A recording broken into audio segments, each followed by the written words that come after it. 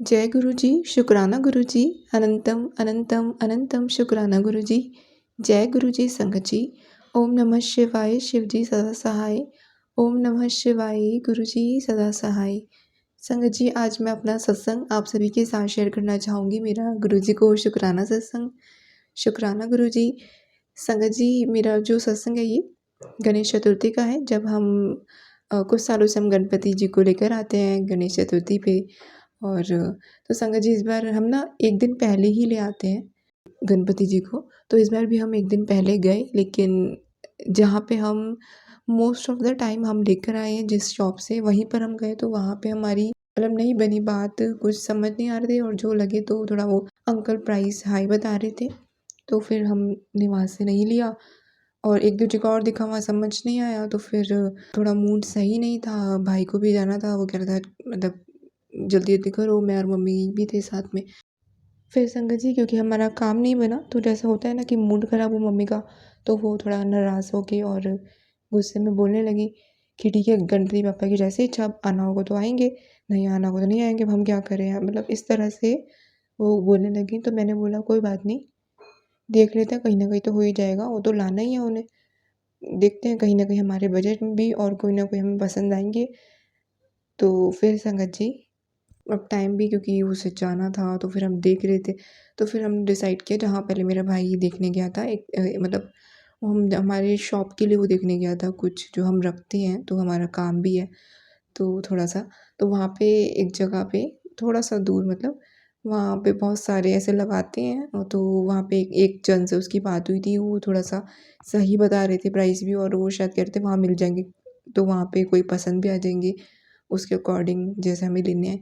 तो तो मैं और भाई गए, हम दोनों गए स्कूटी पे। तो संगत जी, मैं बताती हूँ क्या होता है रास्ते में। रास्ते में मैं गुरुजी का बीच-बीच में मंत्र जाप कर रही थी, उनका नाम ले रही थी। मैंने कहा गुरुजी, हम लोग ना सही से जाएँ और सही से आ जाएँ, गणपति बप्पा को लेकर हमें वहाँ पे हमारा काम हो जाए, कोई परेशानी ना हो, क्योंकि बप्पा को तो लेके आना ही है। तो अब आप ही कराइए और सही से कोई परेशानी भी ना हो हमें आने-जाने में भी, आप साथ रहिए। तो संगत जी, क्या होता है, मेरा मतलब 777 तो शायद मुझे दिखा, लेकिन मुझे था कि 777 दिख जाए, पर मैंने सोचा वो तो शायद मुश्किल ही दिखेगा अभी रास्ते में। तो कोई बात नहीं, गुरुजी तो हैं ही साथ, ब्लेसिंग है गुरुजी की।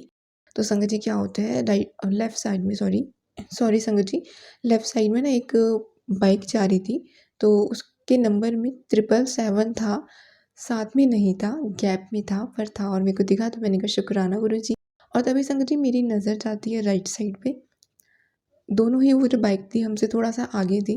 तो जैसे ही मेरी नज़र गई राइट साइड पे, वहाँ पे भी बाइक और उस पे 777 और वही सेम, मतलब थोड़ा-थोड़ा गैप में नंबर। तो मैंने कहा शुक्राना गुरुजी, मतलब गुरुजी ने 777 की ब्लेसिंग दे दी। एक नहीं बल्कि 2-2 शायद, ऐसे लगा कि गुरुजी साथ-साथ ही चल रहे हैं। मतलब हमारे जैसे चारों तरफ ही गुरुजी हैं या गुरुजी हमें लेके जा रहे हैं। और संगत जी, हमें एक मुझे गाड़ी पे ब्लेसिंग ऑलवेज़ गुरुजी का भी दर्शन हुआ। उनका शुक्राना गुरुजी, इसका मतलब शायद सब हो जाएगा, गुरुजी साथ हैं तो ठीक है, कुछ भी बात नहीं है डरने की या कैसे भी। तो संगत जी, हम वहाँ पे पहुँचे और हमने देखे तो कुछ जगह, फिर वहाँ हमें वो फाइनली वो वाले भैया भी दिख गए जिससे मेरे भाई ने पहले बात की थी, और हमारा वहीं पे काम बना, वहीं पे हमें गणपति बप्पा जो हमने वहीं से लिए, और बहुत ही प्यारे गणपति जी, बहुत ही प्यारे हमारे साथ है। एकदम ऐसा उनका इनोसेंट सा लुक, बहुत ही प्यारा, मतलब बहुत ही अच्छा लगा मुझे तो जो उन्होंने बोला इनमें से आप देख लो, वो सभी अच्छे लग रहे थे, लेकिन फाइनली मैंने एक डिसाइड की है, तो फिर हम लेकर आए। और संगत जी, जब हम आ गए ना तो मम्मी कहती हैं हाँ, मुझे लग रहा था हो जाएगा काम, क्योंकि उनके पास एक मैसेज आया था कि मैं और गणपति बाप्पा दोनों तेरे घर आ रहे हैं, दोनों साथ में आ रहे हैं, मतलब ऐसा मैसेज आया था।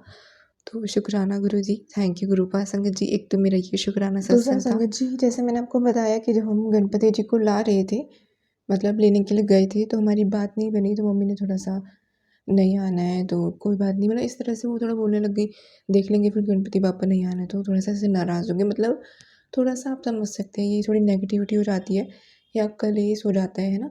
तो ये मोस्ट ऑफ द टाइम ये होता ही है। मतलब ज़्यादातर होता है, 10 में से शायद 1 बार ना होता हो, तो ये होता ही है। जैसे हमारा कोई भी अगर शुभ काम होना होता है ना, तो कलेश पहले होता है।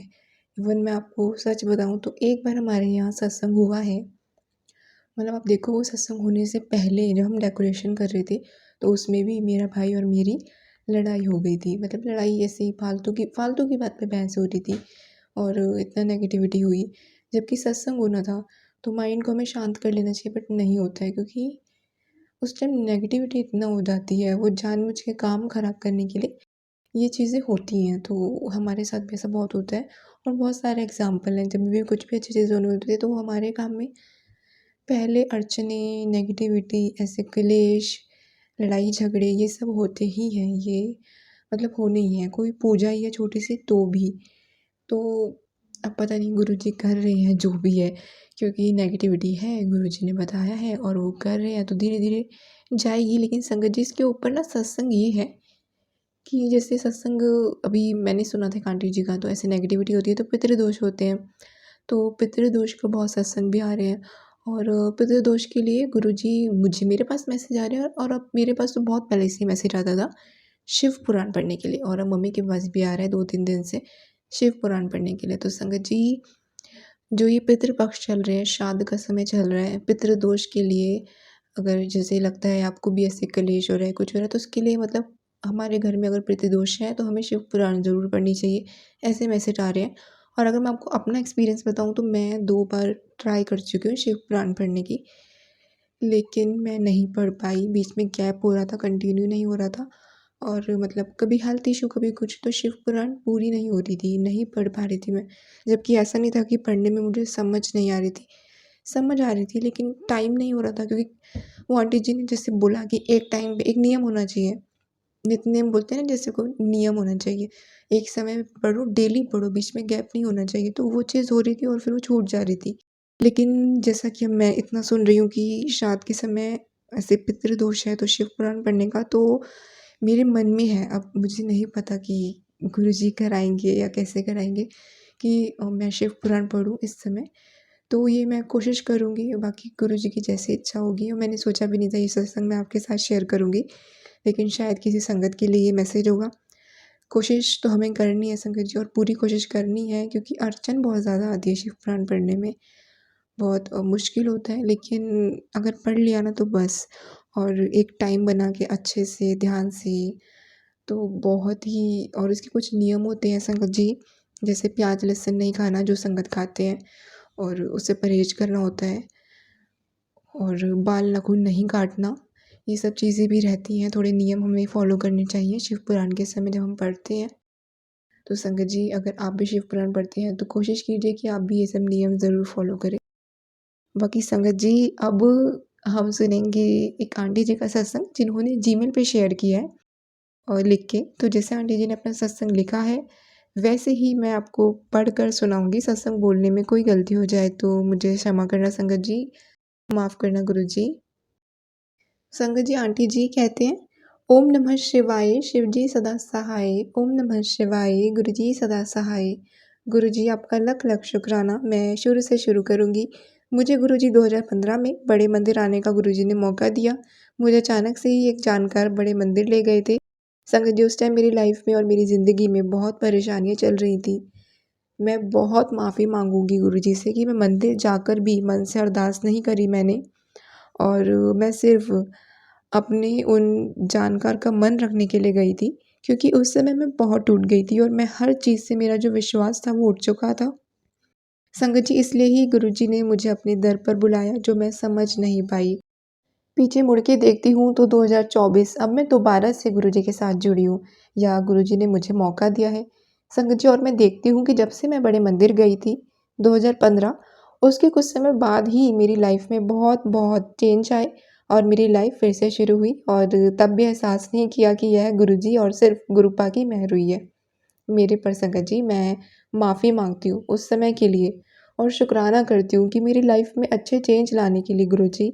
आज मैं लाइफ में बहुत खुश हूँ, मेरी बिटिया है और गुरुपा हर पल हमारे साथ है और आपसे बस यही अरदास है गुरुपा कि जो मेरी और मेरी बिटिया के लिए बेस्ट हो और हमारे परिवार के लिए बेस्ट हो, जो आपको सही लगे वह हमारे साथ करना। शुक्राना अनंतम अनंतम शुक्राना। सारी संगत नू ब्लेस करना गुरुपा, सर्बत दा भला। संगत जी आंटी जी ने अपने सत्संग को यहीं विराम दिया है। बहुत ही प्यारा ब्लेस सत्संग आंटी जी ने शेयर किया। शुक्राना आंटी जी।